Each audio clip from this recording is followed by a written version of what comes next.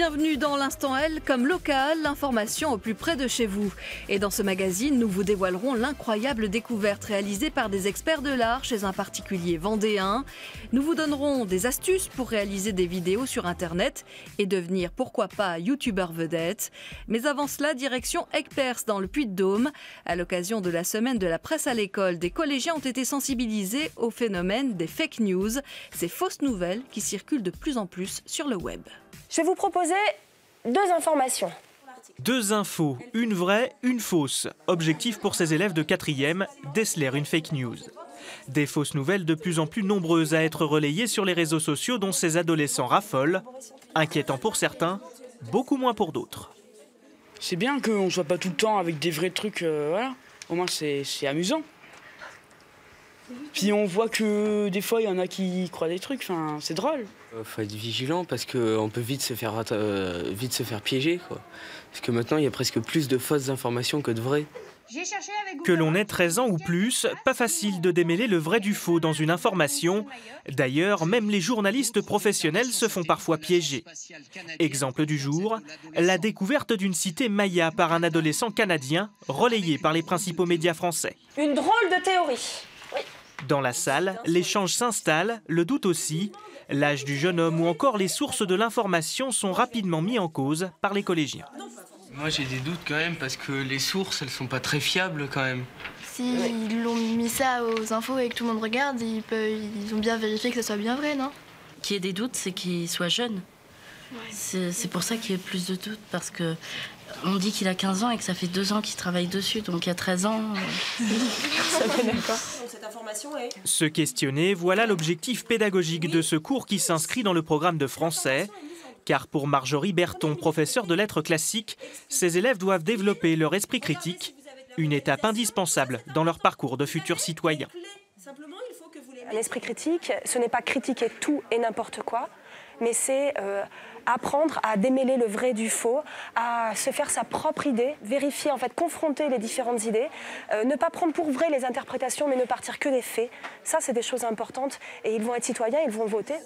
Ne pas tout critiquer sans raison, au risque de voir fleurir les théories du complot, elles aussi très présentes sur les réseaux sociaux.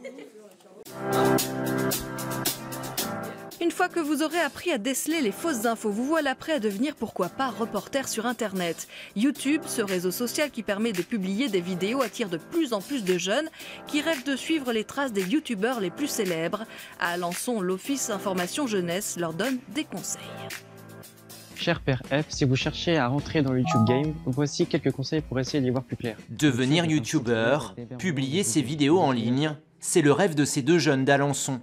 Pour créer leur clip de rap, tout le matériel est mis à leur disposition.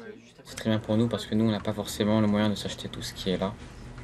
Du coup, c'est une grande aide qui, grâce à eux, on pourra sortir notre projet et peut-être plus tard être connus. Beaucoup de gens sont actifs sur YouTube. Dès qu'il y a un nouveau son qui sort, c'est bon, tout le monde est « Oh, t'as écouté ça, t'as écouté ça ». Donc voilà. Au fait, maintenant, il y a une page Facebook Norman fait des vidéos. Certains youtubeurs sont de véritables stars et comptent des millions d'abonnés. Mais les places sont chères. Sur YouTube, 400 heures de vidéos sont publiées chaque minute. Ici au bureau Information Jeunesse de l'Orne, il s'agit juste de leur mettre le pied à l'étrier. Quel est ton youtubeur préféré? C'est leur permettre de découvrir les coulisses, parce que pour certains ça devient presque un projet professionnel de devenir youtubeur. C'est montrer l'envers du décor, montrer tout le travail qu'il y a à la fois d'écriture, travail de tournage, travail de montage. Mais devenir youtubeur, c'est aussi apprendre à faire des vidéos avec les moyens du bord. On voit Cyril. C'est ça. Lucie réalise ainsi des interviews des artistes qui se produisent à Alençon. On est à la rencontre de François-Xavier de Maison. Peux-tu te présenter? Je m'appelle François-Xavier de Maison. C'est simplement une perche et puis un smartphone. Donc comme ça, c'est facile d'utilisation et puis rapide à mettre en place. Nous, on voulait faire quelque chose de rapide et ludique. Pour tout simplement attirer les personnes qui viennent de l'Orne à venir assister au spectacle donc, des artistes. Ces ateliers sont gratuits et ouverts à tous les jeunes. Certains deviendront peut-être un jour des stars de YouTube.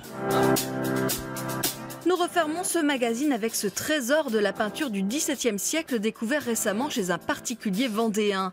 Une toile attribuée à l'un des frères Lenain, un chef-d'œuvre unique qui sera vendu aux enchères en juin prochain. Vous êtes les premiers à le voir. Hein. La dernière merveille tombée entre les mains des commissaires-priseurs tourangeaux, la voici.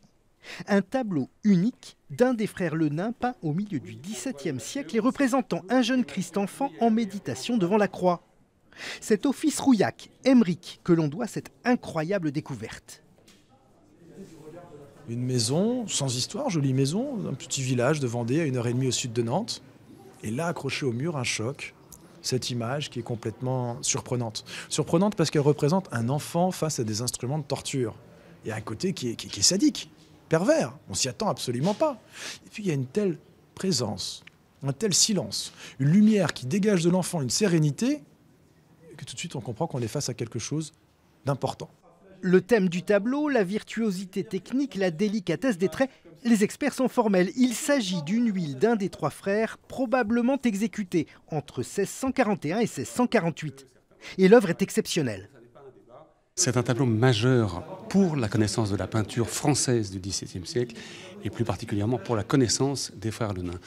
Chaque tableau redécouvert des frères Lenain est toujours un événement. Celui-ci est un événement un petit peu, je dirais plus, puisque c'est un tableau complètement unique dans l'œuvre des frères Lenain. Le chef-d'œuvre sera vendu aux enchères le 10 juin prochain. On s'attend à de sérieuses joutes entre les plus grands musées mondiaux, à moins que l'État français ne fasse d'ici là usage de son droit de préemption.